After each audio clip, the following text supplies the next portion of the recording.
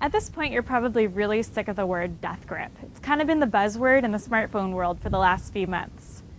You probably also heard all about Apple's tests on other phones. Apple claims that you can kill a phone's signal by simply holding it a certain way, like the iPhone 4. We decided to put Apple's claims to the test and came up with our own results. We took 5 smartphones, including the iPhone 4, up to lovely Twin Peaks in San Francisco, California, where there's a very, very low signal, and conducted our own tests. Let's take a look at the results. The first test we conducted was signal strength loss. We looked at how much the phone's dBMs, which is decibels per millisecond, go down when you hold it in the death grip versus when you hold it normally.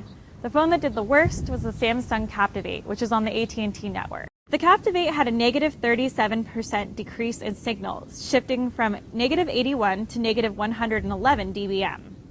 Now, for comparison's sake, negative 51 is a good number to have for signal strength. So that's a pretty big loss. The Nexus 1 and Motorola Droid only lost marginal amounts of signal strength in their death grips, at negative 62% and negative 93% respectively. The iPhone 4 didn't qualify for this test because there's no way to measure dBMs in iOS 4. In order to do that, you'd have to revert your phone back to iOS 3, and even that isn't entirely accurate. For data speed, we use the FCC-endorsed Ookla app for testing download speeds. It's a free app, and it's available for the iPhone and Android phones. Like our previous test, we compared the download speeds when we hold the phone normally versus when we hold it with the death grip. Out of all the phones, the iPhone did dramatically the worst. When I did the death grip, I couldn't even get the app to connect at all. The Captivate did slightly better than the iPhone. It was still able to connect when we had it in the death grip, but it was still pretty low. The Nexus 1 performed fairly well in our download tests. While it dropped significantly in the death grip, it was still able to connect to the app's servers. The Motorola Droid X, on the other hand, was the standout performer. Our voice quality tests were a little bit more subjective.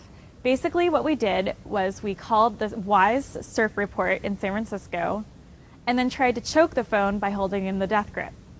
We looked at a decrease in voice quality, whether the call was jittery, staticky, and whether the call dropped at all. iPhone 4, we were able to completely kill the call. It went out pretty quickly, the voice quality rapidly deteriorated, and then the phone just dropped the call. The other phone that dropped the call, surprisingly, was the Nexus 1. We were able to choke it out in about less than 15 seconds. The other phones, we saw a bit of voice deterioration. The phone that did the best, again, was the Droid X. The Samsung Captivate didn't drop the call, but it did get very, very staticky to the point where we couldn't even understand what the surf report was.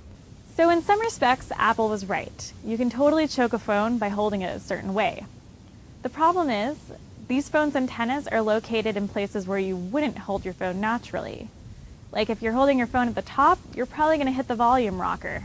And gripping it in a certain way is just not a natural feeling. When you're holding your phone at the bottom, though, like the iPhone 4, your fingers are naturally going to go to this death grip area where the antenna is, especially when you're making a phone call. It was a major design fail on Apple's part, and I hope it's fixed in the future. I'm Ginny Meese. Thanks for watching.